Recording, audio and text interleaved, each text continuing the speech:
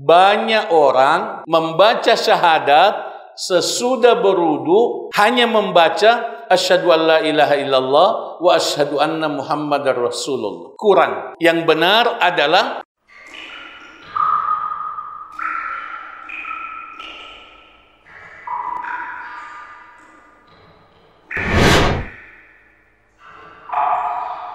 Assalamualaikum warahmatullahi wabarakatuh.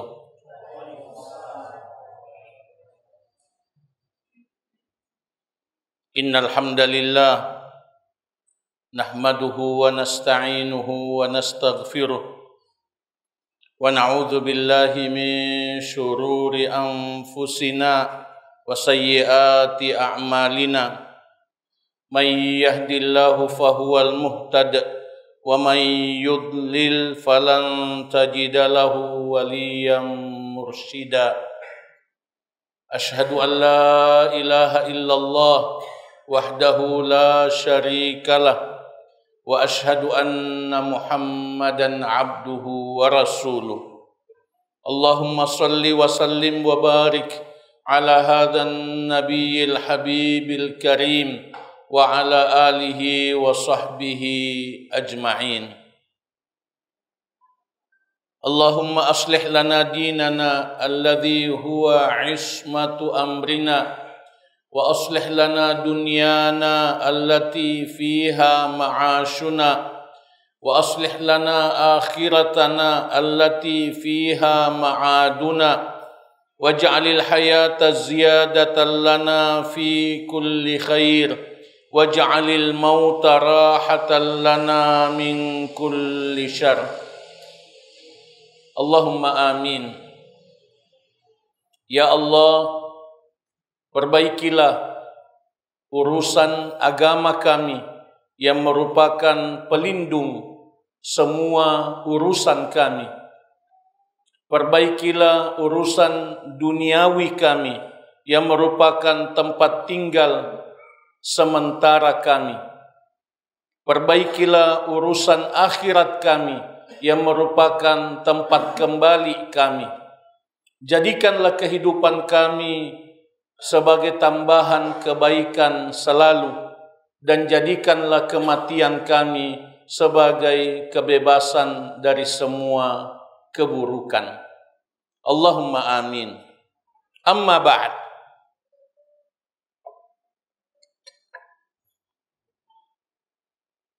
Jamaah Masjid Nurul Amin, pengurus masjid, tokoh-tokoh masyarakat, para orang tua, para ustadz, para pendidik, penghargaan khusus untuk guru kita, saudaraku, pembina utama di Pesantren Darul Istiqamah Cabang Ponci, Al-Ustadz Al-Hafidh Muhammad Iqbal Coing MPD.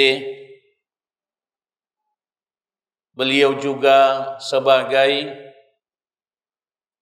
pengawas pengurus Pesantren Darul Istiqamah Pusat dan juga sebagai koordinator cabang-cabang Pesantren Darul Istiqamah. Adik-adik, anak-anakku, para pemuda, harapan umat, para pemimpin di masa yang akan datang yang insya Allah lebih baik dari kita semua, kita saling mendoakan kebaikan selalu. Alhamdulillah, kita memuji Allah, berterima kasih kepada Allah atas nikmat pertemuan kita pada malam ini di masjid yang mulia ini. Beberapa amal kita kerjakan bersama di masjid yang mulia ini. Kita niatkan ikhlas lillahi ta'ala Semoga Allah menerimanya dan memberkahinya. Salawat dan salam kita ucapkan untuk Nabi kita, kekasih kita, teladan kita, Nabi Muhammad sallallahu alaihi wasallam. Kita berdoa semoga kita membersamai Rasulullah sallallahu alaihi wasallam di surga yang tertinggi di hari akhirat nanti. Para jamaah sekalian, safari dakwah selama beberapa hari ini dari masjid ke masjid membahas isi dari buku ini. Buku ini berjudul Lebih dari 1000 Amalan Sunnah dalam Sehari Semalam. Buku ini sangat bagus karena menjelaskan kepada kita lebih 1000 pengamalan sunnah yang semestinya kita amalkan setiap hari. Setiap hari. Buku ini ditulis oleh Syekh Khalid Al-Husainan rahimahullah, seorang ulama dari Kuwait yang telah kembali ke rahmatullah beberapa tahun yang lalu. Pengajian dengan membaca buku, membaca kitab adalah pendidikan kepada jamaah, supaya jamaah terdorong untuk membaca buku. Supaya jamaah tidak hanya terbiasa mendengar saja. Mak baca ki. Karena dengan membaca ilmu kita lebih kuat dibanding hanya mendengar. Mak baca ki. Usahakan memiliki buku ini. Baik sekali. Usahakan memiliki buku ini. Apalagi ada PDF-nya. Bisa dibaca di handphone. Bisa dibaca di handphone. Bisa dibaca di laptop. Lebih baik lagi kalau kita beli bukunya. Kita baca buku. Mak baca ki. Itu kekurangan kita. Itu kekurangan kita dalam belajar Islam. Karena itu diusahakan dalam pengajian kita ke depan selalu kembali kepada buku. Kembali kepada buku. Supaya jamaah terbiasa mengatakan, saya baca di buku ini. Saya pernah baca di buku ini. Itu bagus. Bukan hanya mengatakan, saya dengar Ustadz bilang begini. Saya dengar Ustadz bilang begini. Ustadz itu bilang begini. Lebih baik kalau kita mengatakan, saya pernah baca buku. Saya pernah baca buku. Dan kita sebut judulnya. Yang kedua, dengan pengajian pakai buku ini, mengajarkan kepada jamaah bahwa buku ini bagus. Memilih untuk jamaah buku yang bagus untuk dibaca, untuk didahulukan, untuk kita beli. Jangan sembarang buku kita beli. Jangan sembarang buku kita beli. Jangan baca buku, jangan membeli buku lalu tidak dibaca. Kita bertanya, buku apa yang bagus saya miliki? Buku apa yang bagus saya baca? Kita mesti konsultasi sebelum membaca buku. Yang ketiga, buku ini menjelaskan sunnah-sunnah dari Nabi Sallallahu Alaihi Wasallam dengan hadis-hadis yang sahih, mulai dari bangun dari tidur sampai tidur kembali. Di buku ini dijelaskan sunnah-sunnah bangun tidur, sunnah-sunnah masuk kamar mandi, keluar kamar mandi, sunnah-sunnah memakai siwak, sunnah-sunnah memakai baju, memakai sandal, sunnah-sunnah berjalan ke masjid, sunnah-sunnah berwudu, dijelaskan dalam buku ini. Sampai sunnah-sunnah menjelang tidur. Jadi betul-betul langsung kita amalkan. Dan kita yakin bahwa ini dari Nabi sallallahu alaihi wasallam. Ini mukaddimah terhadap isi buku ini. Ini pendahuluan supaya Bapak dan Ibu memahami buku apa ini dan kenapa kita memilih buku ini. Buku ini telah dibahas di 3 masjid sebelumnya. Ini yang keempat, insya Allah besok subuh di kota, di Masjid Pejuang Subuh. Insya Allah itu yang terakhir dalam Jaulah Da'awiyah kali ini. Pembahasan kita setelah 3 pembahasan di 3 masjid sebelumnya masih pada sunnah-sunnah wudu, sunnah-sunnah dalam berwudu. Para jamaah sekalian, kapan terakhir kita belajar berwudu? Kapan terakhir kita belajar berwudu? Pertanyaan serius. Kapan terakhir kita belajar sholat?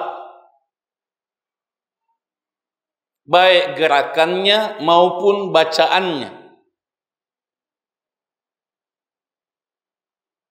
Pernahkah kita menguji anak kita untuk berwudu dan praktek sholat?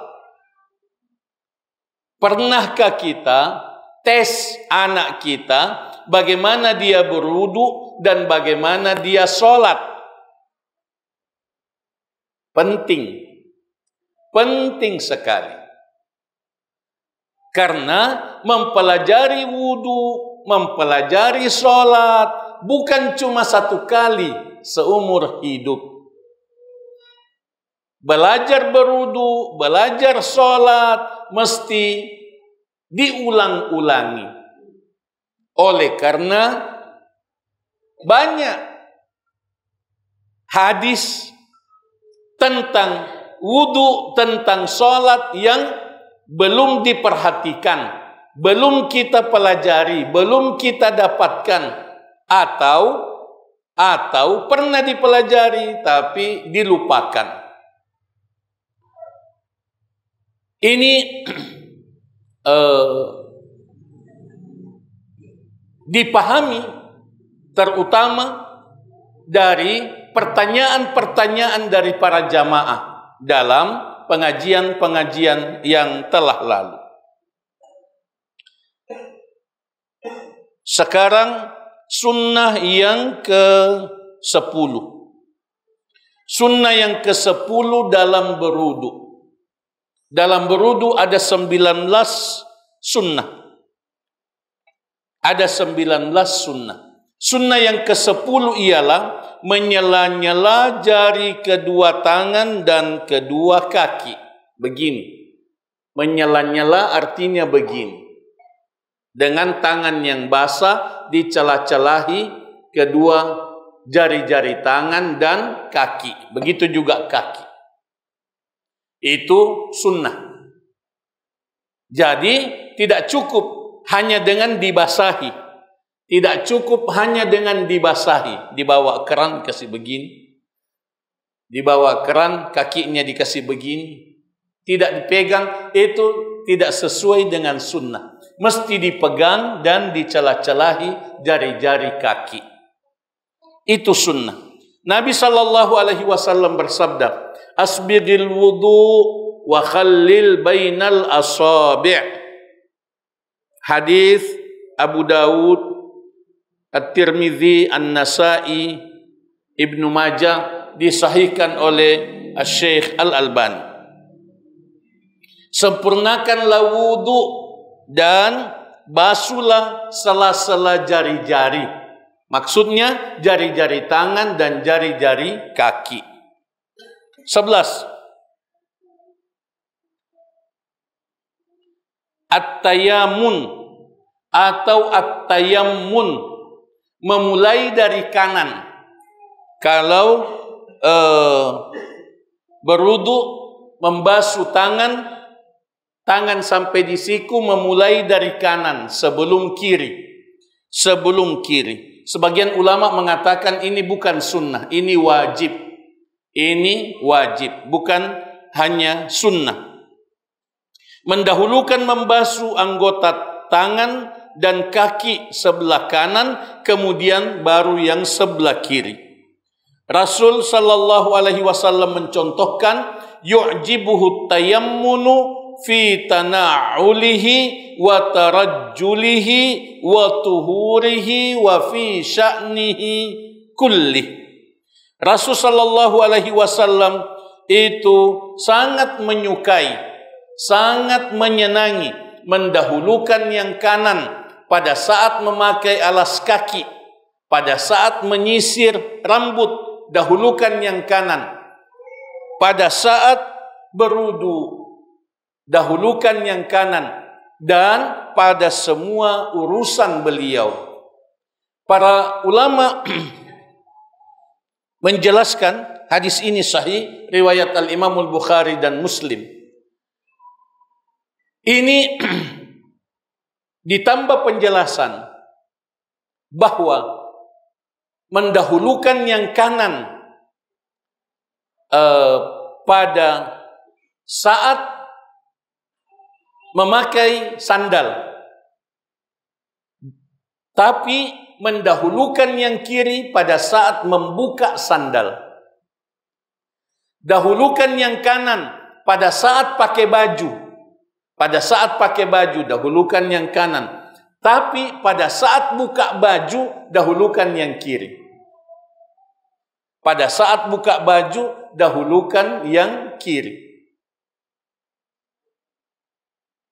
Demikian juga masuk masjid, dahulukan yang kanan. Keluar masjid, dahulukan kaki kiri.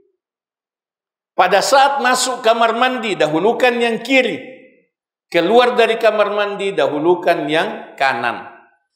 Ini kita amalkan sambil kita ingat bahwa ini sunnah Nabi sallallahu alaihi wasallam.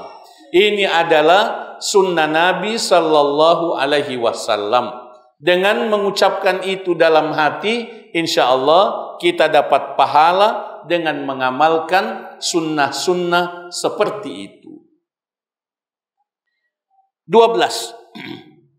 Menambah bilangan basuhan dari 1 kali menjadi 3 kali. Tambahan tersebut berlaku dalam membasuh muka, kedua tangan, dan kedua kaki. Maksudnya, ketika kita membasuh tangan, yang wajib hanya 1 kali. Yang wajib hanya 1 kali. Yang sunnah disempurnakan 2 kali dan maksimal 3 kali. Begitu juga tangan sampai di siku. Itu sunnahnya diulangi 3 kali. Sunnahnya diulangi 3 kali. Begitu juga dengan membasuh muka dan kaki. Kecuali kepala. Mengusap kepala dan kedua telinga hanya 1 kali. Hanya 1 kali.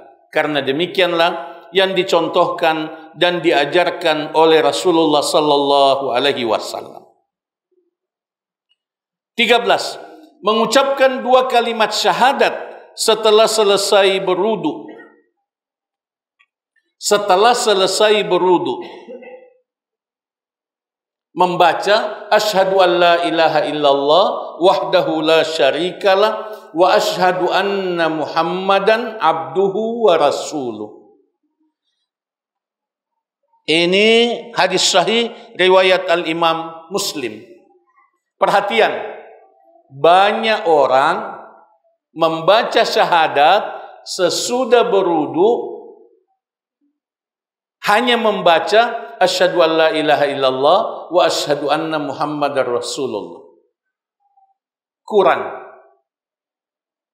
Yang benar adalah asyhadu an la ilaha illallah wahdahu la syarikalah wa asyhadu anna Muhammadan abduhu wa rasul. Lebih baik ditambah sebagaimana dalam hadis yang lain. Ditambah Allahumma ja'alni minat tawwabin wa ja'alni minal mutatahhirin. Lebih baik ditambah lagi dalam hadis yang lain. Subhanakallahumma wa bihamdika asyhadu an la ilaha illa anta astaghfiruka wa atubu ilaik. Sama dengan kafaratul majlis. Itu jaminannya kalau kita baca kafaratul majlis sesudah berudu, maka wudu kita itu dicatat dalam satu piagam yang terbuat dari kulit yang disimpan. Piagam itu distempel dan disimpan sampai di hari akhirat, tidak rusak sampai hari akhirat. Itu jaminan yang disebutkan oleh Nabi sallallahu alaihi wasallam dalam hadis yang lain. Selain itu, asyhadu an la ilaha illallah wahdahu la syarikalah wa asyhadu anna Muhammadan abduhu wa rasuluh. Siapa yang membaca itu sesudah berudu, niscaya dibuka untuknya 8 pintu surga dan dia dipersilahkan untuk masuk ke dalam surga lewat pintu mana saja dari 8 pintu surga. Mari kita amalkan itu dengan penghayatan bahwa ini sunnah Nabi sallallahu alaihi wasallam. Mari kita amalkan itu dengan membayangkan pahalanya, dengan membayangkan balasannya. Niscaya kita akan khusyuk ketika berudu dan khusyuk ketika sholat. Khusyuk ketika berudu dan khusyuk ketika sholat. 14. Berudu di rumah. Itu juga sunnah. Kita berudu memang di rumah sebelum ke masjid. Itu lebih banyak pahalanya dibanding kalau berudu di tempat wudu masjid. Kecuali yang sudah berudu di rumah kemudian batal, kemudian berudu di masjid, itu pengecualian. Kecuali orang yang iktikaf di masjid, batal wudunya itu berudu di masjid. Akan tetapi bagi yang sungguh-sungguh mau mendapatkan pahala sholat jamaah, pahala berjalan ke masjid secara sempurna, berudu di rumah sebelum ke masjid. Rasul sallallahu alaihi wasallam bersabda, "Man tatahhara fi baitihi," siapa yang bersuci di rumahnya, "summa madha ila baitin min buyutillah," kemudian dia berjalan ke salah satu rumah dari rumah-rumah Allah, ke masjid, liyaqdiya faridatan min faraidillah, untuk mengamalkan satu kewajiban dari kewajiban dari Allah. Maksudnya untuk salat fardu, salat 5 waktu. Kanat khutwatahu, adalah kedua langkahnya ke masjid, ihdahuma tahuttu khati'ah, salah satu dari langkahnya menghapuskan dosa. wal ukhra tarfa'u darajah. Dan langkah yang kedua itu mengangkat derajat, mengangkat kemuliaannya. Itu pahala bagi orang yang berwudu di masjid, berwudu di rumah sebelum ke masjid.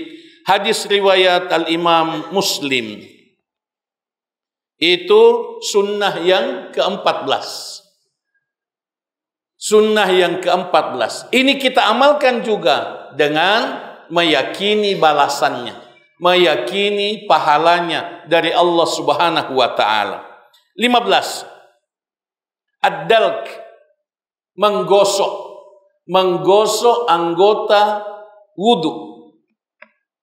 Artinya tidak hanya membasahi, tapi digosok. Tangan digosok,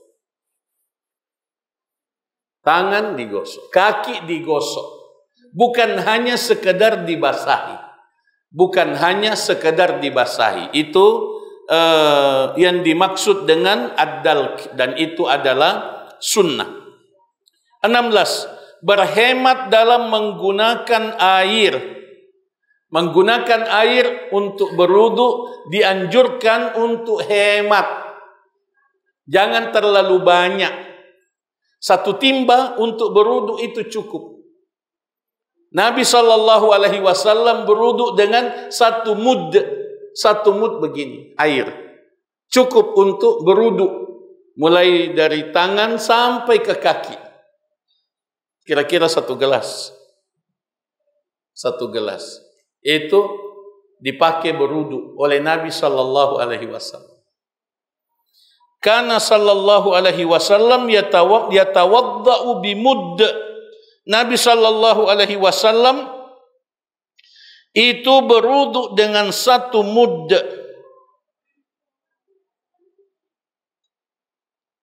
Ukurannya itu 1 mudd, kurang lebih seperti ini. Nabi sallallahu alaihi wasallam memerintahkan kita untuk hemat menggunakan air walaupun kita berwudu di sungai. Jangan berlebihan dalam menggunakan air. Begitu juga dengan mandi. Begitu juga dengan mandi junub. Itu dianjurkan untuk tidak boros menggunakan air. 17. Melewati batasan yang diwajibkan dalam membasuh 4 anggota wudu, yaitu kedua tangan dan kedua kaki. Dalam riwayat disebutkan bahwa Abu Hurairah ketika berwudu dia membasuh tangannya hingga mengenai bagian lengan atasnya. Jadi ketika membasuh tangan bukan hanya sampai di siku, tapi dilewatkan, melewati siku. Tapi jangan juga sampai di ketiak. Jangan berlebihan, melewati siku sedikit. Itu yang diamalkan oleh Abu Hurairah, dan membasuh kakinya sampai ke betis. Bukan sampai di mata kaki, tapi dilewatkan sampai ke betis. Kemudian Abu Hurairah radhiyallahu anhu mengatakan, demikianlah aku pernah melihat Rasulullah sallallahu alaihi wasallam berwudu. Hadis riwayat Al-Imam Muslim, hadis sahih. Oleh karena kita tidak bisa membasuh siku kecuali mesti dilewatkan, mesti ditambah. Begitu juga dengan kedua mata kaki, tidak bisa basah kedua mata kaki kecuali dilewatkan sampai ke awal betis. Ke-18 ialah salat 2 rakaat setelah berwudu. Salat sunnah wudu namanya. Kalau sudah berwudu, salat 2 rakaat.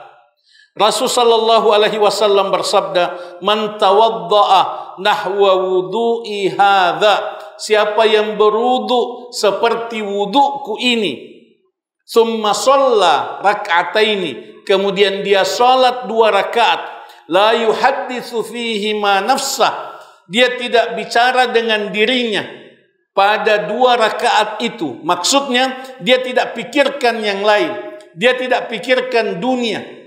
Sementara solat pada 2 rakaat itu, ghufira lahu ma taqaddama min dzambi, niscaya diampuni semua dosanya yang telah lalu. Niscaya diampuni semua dosanya yang telah lalu. Riwayat Al-Imam Al-Bukhari dan Imam Muslim. Dalam riwayat Imam Muslim ada tambahan bahwa dia pasti akan mendapatkan surga. Siapa yang mengamalkan salat sunnah wudu 2 rakaat, khusyuk di dalam mengamalkannya, dia dijamin masuk surga. Allahu Akbar. Demikian penjelasan tentang wudu, sunnah-sunnah wudu dari kitab yang mulia ini. Saya cukupkan untuk memberikan kesempatan kepada para jamaah untuk bertanya sampai masuk waktu Isya. Barakallahu fikum. Aqulu qouli hadza wa astaghfirullah li wa lakum.